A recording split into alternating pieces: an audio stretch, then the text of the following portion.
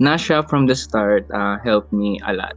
From processing my papers and updated sila sa mga bagay na kulang sa akin. During the process, until makapasa ako, super consistent si Nasha. Updated ako all the while.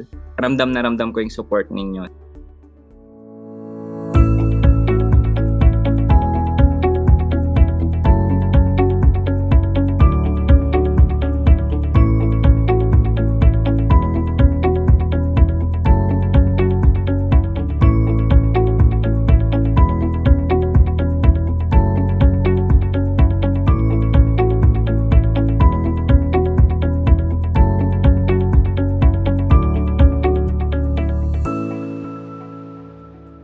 Good morning, good afternoon, good evening, nurses. My name is Chris from Nasha Business Consultancy Services. Happy New Year!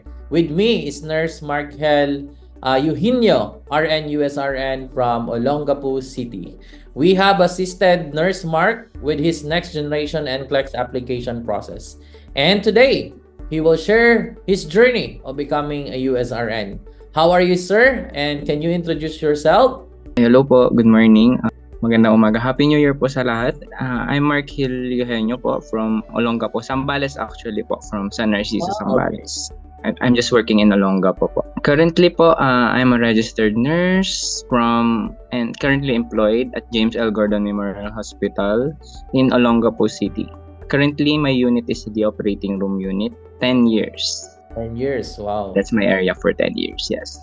And sir, first we would like to know what motivates you, what are your reasons, why you take the NCLEX and become a registered nurse in the US? My motivation siguro is my coworkers because isa-isa na silang nag-exam. So, wow. Though I have American dream during my college days, I want to pursue my American dream but medyo delayed lang yung pagkaka-achieve ko noon kasi medyo napako ako dun sa work ko, which is I love naman. Yeah. Naging passionate ako dun sa work ko sa operating room. So for 10 years dun ako. So nung nakita kong nag-exam na isa-isa yung mga ka-work ko, na-motivate ako na mag-exam din. Yes. So sila yung isa sa mga reason.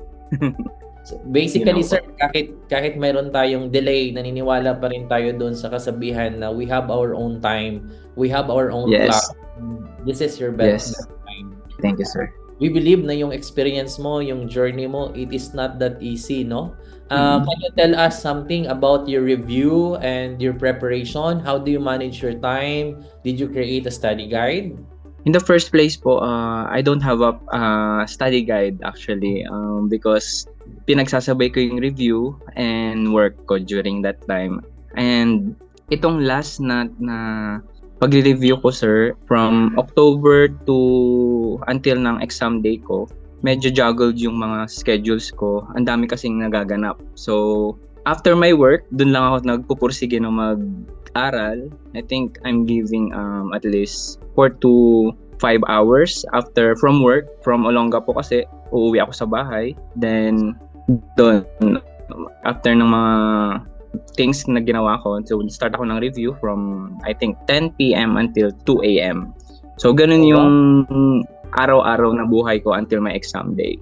So pag day off ko naman, mag-i-start ako sa morning, mag-i-stop ako ng tanghali, then magre-rest ako, then review ulit hanggang gabi. So ganun lang po yung araw-araw na. So siguro sa dami ng pinagdaanan ko, sa dami ng review na ginawa ko itong pag-take ko na to itong last, I think na-master ko na siya.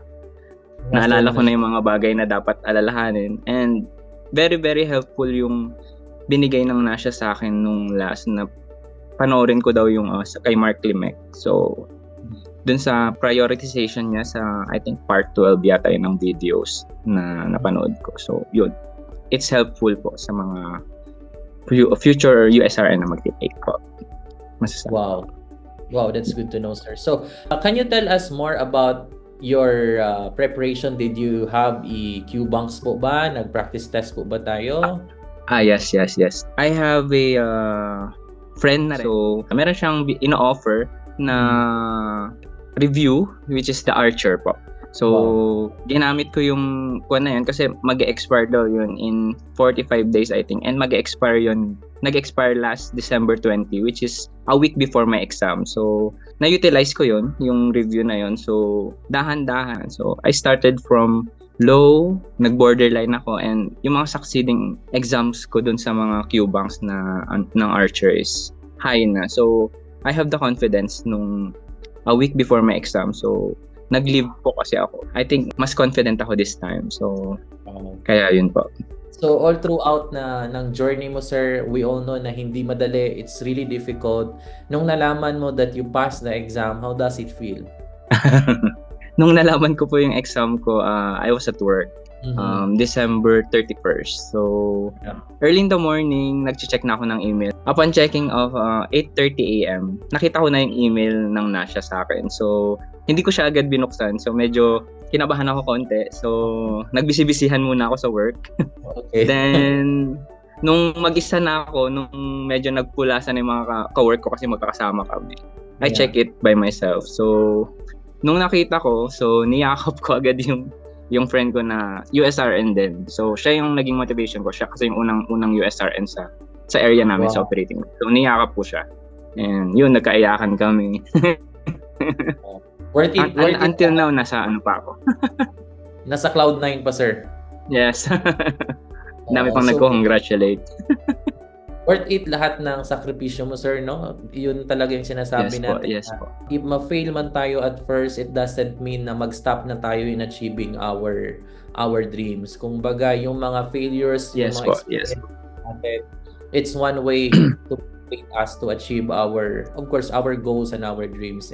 Talagang sobrang saya namin, sir, nung nalaman namin that you passed the exam. Sabi nga namin, grabe si sir, talagang sa katapusan, almost end ng 2024, kinuha talaga ng 2024. Yes. Yes, sir. Kasi Yes, yun talaga yung goal ko, sir. Can you tell us, sir, in detail how Nasha helps you with the processing of your application? How Nasha motivates you to pass the NCLEX? Nasha from the start helped me a lot. From processing my papers and updated sila sa mga bagay na kulang sa akin, and lahat ng papers ko sila yung nag-process. So, it's very, very, very helpful po. Hindi ko na kailangan pumunta sa school ko na which is super layo, Laguna yan. So, during the process, until makapasa ako, super consistent si Nasha. Updated ako all the while. Ramdam na ramdam ko yung support ninyo. So, maraming salamat po sa paghihintay. Lastly, sir, what are your message and advices to other medical professionals, especially nurses who are planning to take the NCLEX, aspiring to become a USRN? Almost the same yung kanilang situation sa inyo. Currently working at the same time preparing for the NCLEX or planning to start the NCLEX. Siguro yung masasabi ko lang is, kung may pangarap kayo, go for it, don't give up, and always pray to God na kahit na anong mangyari, kahit na anong mga struggles, mga failures, nandyan siya. So, yun lang. Patience is a virtue. Wow. Thank you so much for that one, sir. And we know that your story is very inspiring, no? And thank you so much for sharing your story, sir.